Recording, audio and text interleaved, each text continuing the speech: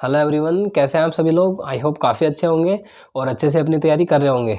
मेरा नाम है विकास और मैं एक्साइज इंस्पेक्टर और दिल्ली पुलिस सब इंस्पेक्टर की पोस्ट पे सेलेक्टेड हूँ। और जब से मेरा सिलेक्शन हुआ है एक ही सवाल बार बार लोग मुझसे पूछते रहते हैं, सर आपने इंग्लिश को कैसे इंप्रूव किया। आप हिंदी मीडियम बैकग्राउंड से हो तो आपके इंग्लिश में इतने अच्छे नंबर कैसे हैं। आपने सीपीओ में 187 कैसे स्कोर कर लिया, सीजीएल में 183 स्कोर कैसे कर लिया, हर फ्री एग्जाम में 45 नंबर आपके कैसे आ गए। तो यही सवाल है जो मुझसे बार बार पूछा जाता है। काफ़ी लोग तो ऐसे हैं जो शक की नज़र से भी देखते हैं कि हिंदी मीडियम का बच्चा इतना स्कोर ला ही नहीं पाता। तो आज की इस वीडियो में मैं आप लोगों के साथ यही बातें करूंगा कि आप अपनी इंग्लिश को कैसे इंप्रूव कर सकते हो। चाहे आप बिगिनर लेवल पे हो, आपको वोकैब में दिक्कत है, आपको कॉम्प्रिहेंशन में दिक्कत है, आपको ग्रामर में दिक्कत है, सारी चीज़ों का डिस्कशन इस वीडियो में होगा। कैसे मैंने इंप्रूव किया था, कौन कौन सी बुक्स है जो आपको फॉलो करनी है, सारी बातें इस वीडियो में होगी। तो वीडियो को अंत तक जरूर देखना। अगर आप इन बताइए कि सारी बातों को फॉलो करते हो तो आप भी एक टाइम के बाद अपनी इंग्लिश में इतना अच्छा स्कोर कर सकते हो कि इंग्लिश आपका फेवरेट सब्जेक्ट बन जाएगा। तो सबसे पहले तो मैं आप लोगों को बुक्स बता देता हूँ कि आपको कौन सी बुक फॉलो करनी है। आपको बहुत ज़्यादा किताबें फॉलो नहीं करनी है। ग्रामर के लिए आप नीतू सिंह वॉल्यूम 1 किताब ले सकते हैं। उसके शुरुआत में 15 चैप्टर्स दे रखे हैं और उन चैप्टर्स में सभी टॉपिक समझाए हुए हैं, जैसे नाउन है, प्रोनाउन है, एडजेक्टिव है। तो वहाँ से आपके ग्रामर के जो बेसिक्स है वो क्लियर हो जाएंगे। और उसके अलावा आपको सिर्फ और सिर्फ एक किताब लेनी है जो प्रीवियस ईयर पे बेस्ड हो। और प्रीवियस ईयर के लिए मैं आपको रिकमेंड करूँगा कि आपको जो ये किरण वाली किताब है ना, ये किरण की जो इंग्लिश लैंग्वेज की किताब आती है चैप्टर वाइज, इसमें एसएससी के जितने भी क्वेश्चंस हुए हैं 1997 से लेके अब तक, वो सारे क्वेश्चंस दे रखे हैं और टॉपिक वाइज दे रखे हैं। जैसे एरर के क्वेश्चन है, सेंटेंस इंप्रूवमेंट के क्वेश्चन है, वन वर्ड सब्स्टिट्यूशन के क्वेश्चन है। तो मैं आपको रिकमेंड करूँगा कि आप ये किताब परचेज कर सकते हैं। अब मैं आप लोगों को बता देता हूँ कि आपको पढ़ना कैसे है इन किताबों से। तो देखो, ग्रामर के लिए आपको क्या करना है, आपको नीतू सिंह वाले शुरुआत में जो चैप्टर्स दे रखे हैं वहाँ से अपने बेसिक्स क्लियर करने। जैसे ही आप बेसिक क्लियर कर लेते हो, आप इस किरण वाली किताब से इसके शुरुआत में 4 चैप्टर्स दे रखे हैं, common errors, sentence improvement, active voice, passive voice और नरेशन। तो आपको डेली का नियम बना लेना है कि मुझे 25 सेंटेंस इंप्रूवमेंट के क्वेश्चन करने हैं, 25 एरर्स के क्वेश्चन करने हैं। और अगर आपके डायरेक्ट इनडायरेक्ट, वो तो बहुत आसान से टॉपिक होते हैं, एक बार में समझ आ जाते हैं, लेकिन आप उनके भी क्वेश्चन चाहो तो कर सकते हो।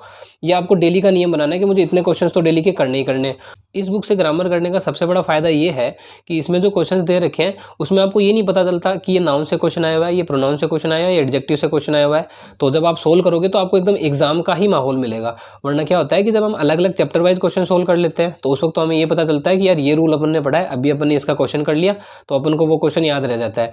लेकिन जब हम मिक्स्ड क्वेश्चन करते हैं, मतलब हमको पता नहीं होता कि ये नाउन का क्वेश्चन है, ये एडजेक्टिव का क्वेश्चन है, तो हमसे क्वेश्चन नहीं बन पाते। तो फिर हमें ऐसे ही प्रैक्टिस करनी चाहिए अलग अलग क्वेश्चन की, और फिर आपकी जो ग्रामर है वो एकदम अच्छे से इंप्रूव हो जाएगी।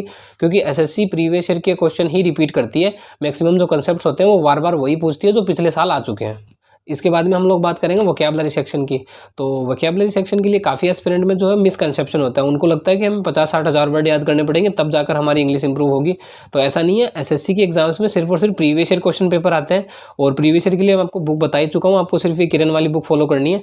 तो इस बुक में क्या होगा, देखो ऐसे जैसे ये दे रखे हैं, अब ये सिनोनिम है, एंटोनिम है, आपको दिख रहे होंगे ना, ये सिनोनिम है, एंटोनिम है, चारों टॉपिक्स दे रखे हैं, वन वर्ड सब्स्टिट्यूशन और इडियम्स और फ्रेज। तो आपको डेली का नियम बनाना पड़ेगा कि मुझे 40-50 वन वर्ड सब्स्टिट्यूशन याद करने, 40-50 मुझे इडियम्स याद करने हैं, 10-20 सिनोनिम याद करने हैं और 10-20 एंटोनिम याद करने हैं। सिनोनिम एंटोनिम याद करना थोड़ा सा डिफिकल्ट पड़ता है, जो वन वर्ड सब्स्टिट्यूशन होते हैं उनको याद करना थोड़ा सा आसान होता है।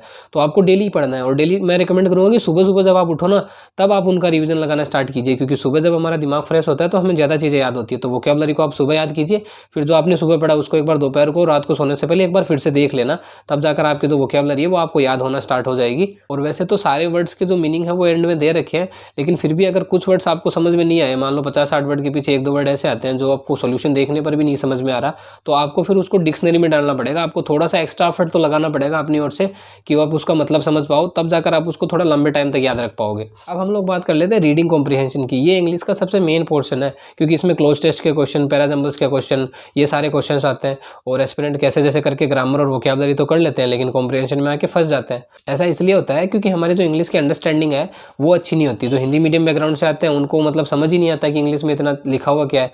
तो अब काफ़ी एस्पिरेंट इसके लिए क्या बोलेंगे कि आपको द हिंदू का एडिटोरियल पोर्शन पढ़ना चाहिए। अरे भाई, जिस बंदे को इंग्लिश मामूली समझ में नहीं आ रही वो द हिंदू का एडिटोरियल पोर्शन समझ लेगा? ऐसा नहीं होता है। आपको इंग्लिश में कुछ आसान चीज़ें पढ़ना स्टार्ट करना है सबसे पहले।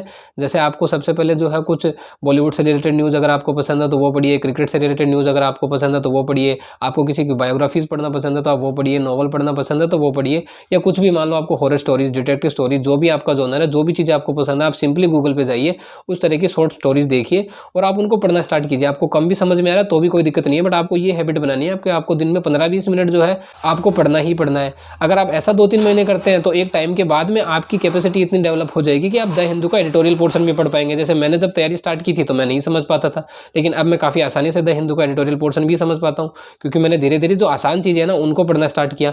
और उसके साथ में आपको प्रैक्टिस करनी है, तो प्रैक्टिस के लिए यही जो प्रीवियस ईयर की बुक मैंने आपको बता रखी है किरण वाली, इस किताब के जो लास्ट में 3 चैप्टर्स दे रखे हैं, पैराजंबल्स के क्वेश्चन अलग दे रखे हैं, क्लोज टेस्ट के क्वेश्चन अलग दे रखे हैं। तो आपको ये आदत डालनी है कि आपको 5 तो क्लोज टेस्ट डेली के सोल्व करने, 5 आपको पैसेज डेली के सोल्व करने और 10 पैराजंबल्स के क्वेश्चन आपको डेली के लगाने हैं। उससे क्या होगा, एक आप रीड तो कर ही रहे हो, साथ में एग्जाम में जो चीज़ें आती है उस चीज़ों को भी आप पढ़ रहे हो, तो आपकी आदत बन जाएगी। जैसे क्लोज टेस्ट आपने इस बुक से सोल्व किया, उसके लास्ट में आंसर दे रखा है, आप आंसर को देख के समझने की कोशिश कीजिए, थोड़ा थोड़ा तो आपको समझ में आएगा ही, तो धीरे धीरे आपका रीडिंग कॉम्प्रिहेंशन अच्छा हो जाएगा, प्लस आपकी प्रैक्टिस भी अच्छी हो जाएगी। इस किरण वाली किताब की सबसे अच्छी बात मुझे यही लगती है कि इसमें जो टॉपिक्स दे रखे हैं वो अलग अलग दे रखे हैं। जैसे ग्रामर के क्वेश्चन अलग, वोकैबुलरी के क्वेश्चन अलग, पैसेज अलग, क्लोज टेस्ट अलग, तो इससे हमें जिस टॉपिक में वीकनेस होती है हम उसी चीज़ पे काम कर सकते हैं। वरना क्या होता है, अगर हम सेट वाइज सोल्व करते हैं तो 2 क्वेश्चन आगे ग्रामर के, 2 क्वेश्चन आगे वोकैबुलरी के, तो उससे हमारी एक टॉपिक पे पकड़ नहीं हो पाती है।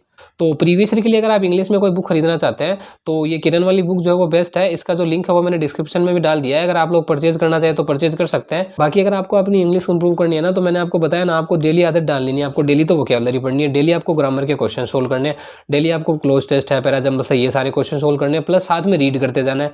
ऐसी चीज़ें अगर आप करोगे ना तो 1-2 महीने 3 महीने बाद में आपकी इंग्लिश जो वो अपने आप ही इंप्रूव हो जाएगी। लेकिन आप लोग क्या करते हैं, आप लोग पूछते रहते हैं कि कैसे करें कैसे करें, अब उससे आपकी इंग्लिश इंप्रूव नहीं होगी, आपको करना पड़ेगा, आपको जूझना पड़ेगा। मतलब इस चीज़ से आपको नहीं आ रही है तो भी आपको किताब लेके बैठना पड़ेगा, तब जाकर आप अपनी इंग्लिश को इंप्रूव कर पाएंगे। चाहे आपका मीडियम कुछ भी हो, हिंदी मीडियम हो, इंग्लिश मीडियम हो, उससे ज़्यादा फर्क नहीं पड़ता। एग्जाम में जो इंग्लिश आती है वो स्पोकन इंग्लिश नहीं होती, वो उसका फिक्स पैटर्न होता है। अगर हम प्रीवियस ईयर्स को समझ लेते हैं तो हम आसानी से क्लियर कर पाएंगे। तो आप लोगों को मैं रियलिटी में बताऊं तो जब शुरुआत में मैंने तैयारी स्टार्ट की थी ना, तो मुझे सबसे ज़्यादा डर इंग्लिश का ही रहता था कि इंग्लिश कैसे इंप्रूव होगी।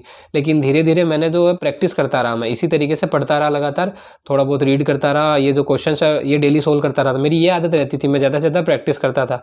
तो उससे क्या हुआ, प्रीवियस ईयर के सारे क्वेश्चन जो मेरे दिमाग में बैठ गए, और अब मुझे कोई भी एग्जाम हो उससे बिल्कुल भी डर नहीं लगता है। और एसएससी का कोई भी एग्जाम हो मैं आसानी से इंग्लिश में अच्छा स्कोर कर लेता हूँ।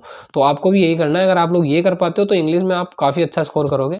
तो आज की वीडियो में इतना ही। अगर वीडियो पसंद आई है तो वीडियो को लाइक कीजिए, चैनल को सब्सक्राइब कीजिए। मिलते हैं अगली वीडियो में, तब तक के लिए धन्यवाद।